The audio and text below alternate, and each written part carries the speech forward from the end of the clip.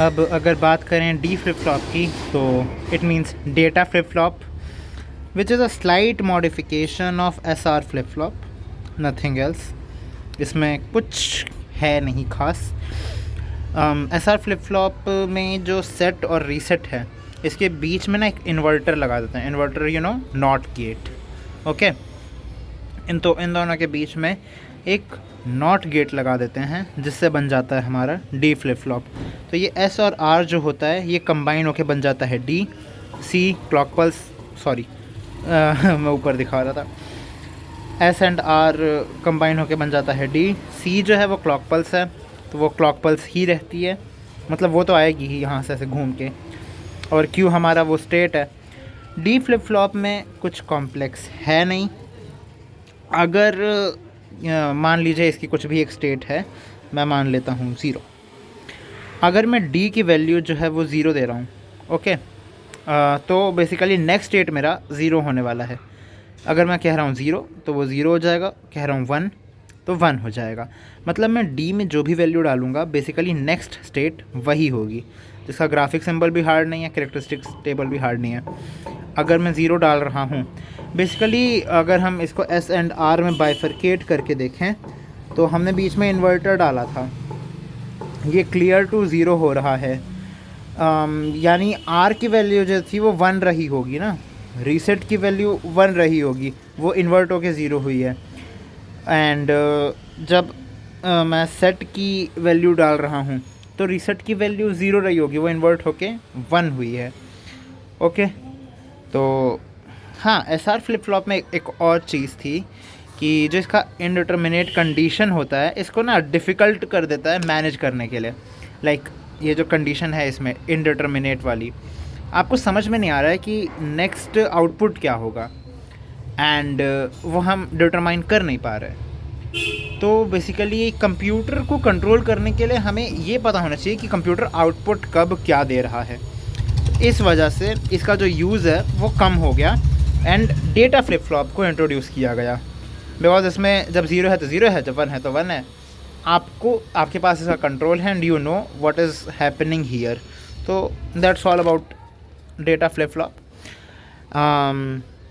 अगर कुछ और जानना हो तो बस वो यही है कि जो नेक्स्ट स्टेट होता है डेटा फ्लिप फ्लॉप का, वो बेसिकली डी की वैल्यू ही होती है, नथिंग एल्स। जो आप इनपुट देते हैं वही नेक्स्ट स्टेट हो जाता है। ओके, अब इसी में जे के फ्लिप फ्लॉप भी बता देते हैं। आई थिंक इसमें तीनों बता देंगे, टी भी बता सकते हैं। J K flip flop is refinement of S R flip flop. Refinement कैसे है यहीं पे समझ लेते हैं। J and K behaves like S and R respectively. इस जे को हम एस मान लेते हैं, के को हम आर मान लेते हैं। ओके, लाइक कहने के लिए, हालांकि ये रिफाइनमेंट है, इसीलिए इसको जे एंड के कहा गया, क्योंकि रिफाइनमेंट है। रिफाइनमेंट आपको साफ समझ में आ रहा है, बस यही इसमें रिफाइन किया गया है। जे K flip flop is a refinement of S R flip flop in that the indeterminate condition of the SR type is defined in the JK type. वही सेम चीज़, indeterminate वाला जो था यहाँ पे कॉम्प्लीमेंट हो जा रहा है। Input J and K behaves like input S and R to set and clear the flip flop respectively. When input J and K are both equal to 1, a clock transition switches the output and the flip flop of their complement state. क्या क्या क्या क्या क्या मैंने कुछ गलत पढ़ दिया क्या? नहीं, equal to 1 a clock transition switches the output of the flip flop to their complement state. मैंने कुछ पता नहीं क्या ही पढ़ दिया था। ये जे के फ्लिप फ्लॉप ही है ना, मुझे का टी के नीचे टी फ्लिप फ्लॉप यहाँ पे है। तो जे के फ्लिप फ्लॉप वही एस एंड आर की तरह 0 होने पे सेम रहेगा, no change. When k is 1 तो इट मीन्स रीसेट इज़ 1, तो ये क्लियर टू 0 रीसेट हो जा रहा है। When j is 1 set equal to 1, तो ये सेट टू 1 हो जा रहा है। And S R flip flop में 1 and 1 इंडिटर्मिनेट था, क्लॉक पल्स के टाइमिंग डिले पर डिपेंडेंट था। यहाँ पर किसी टाइमिंग डिले पर डिपेंडेंट नहीं है। बेसिकली ये रिफाइनमेंट है, तो इसमें टाइमिंग डिले को बेसिकली क्या किया गया होगा, एलिमिनेट किया गया होगा। इसमें टाइमिंग डिले आ नहीं रहा होगा। तो जब 1 एंड 1 एक साथ आएगा तो ये जो वैल्यू होगी उसको कॉम्प्लीमेंट कर देगा। मतलब अगर स्टेट 0 है तो उसको 1 कर देगा, 1 है तो 0 कर देगा। जे के फ्लिप फ्लॉप में बस इतना ही है। And T flip flop, the last one, simple toggle flip flop. ये जो फ्लिप फ्लॉप है टी फ्लिप फ्लॉप, ये एस आर और डी की तरह ही है। एस आर से डी बना था, क्या लिखा था यहाँ पे, slide modification of S R flip flop, and T is the modification of J K flip flop, is obtained from JK type when input J and K are connected to provide a single input designated by T. Okay, बस उन दोनों को आपस में connect किया गया है, J and K को, तो हमारा टॉगल फ्लिप फ्लॉप आ गया है। टॉगल फ्लिप फ्लॉप मतलब ये टॉगल करता है, चेंज। टॉगल मतलब बेसिकली और कुछ नहीं है, उल्टा पुल्टा। जब ज़ीरो होगा तब तो कोई चेंज नहीं होगा।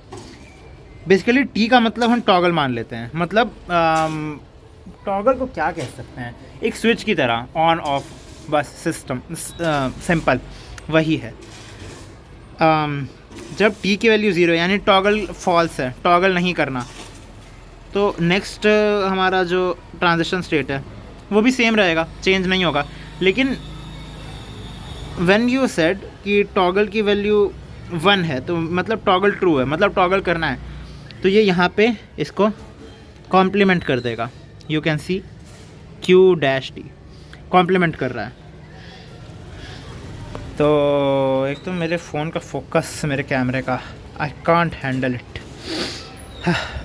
तो क्यू टी प्लस 1 एक्सॉर होता है टी की वैल्यू का और क्यू टी का। अब एक्सॉर क्या है, मान लेते हैं कि हमारा क्यू टी जो है वो है 1 and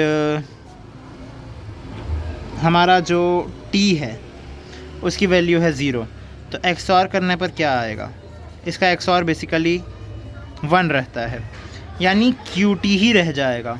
okay, and if Q T is 1 and T is 0 तो इसका एक्सऑर 0 होता है, मतलब रीसेट। ओके, सिंपल, और कुछ भी नहीं है इसमें, इतना ही था जो था। यही हमारे फ्लिप फ्लॉप्स हैं। एंड एज ट्रिगर्ड, बेसिकली ये सारे ही एज ट्रिगर्ड फ्लिप फ्लॉप ही थे।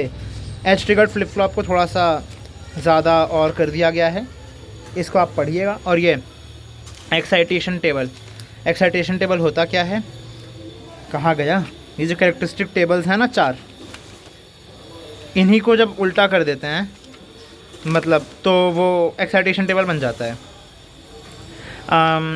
जैसे उसमें हमें दिया है कि एस और आर की, अरे यार, एस और आर की वैल्यूज़ दी हैं हमें, क्यू टी और टी प्लस 1 बताया हुआ है।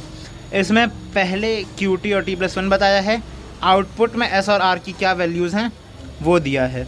ओके, बस उसका उल्टा है, उसका जस्ट उल्टा है एक्साइटेशन टेबल, और कुछ नहीं।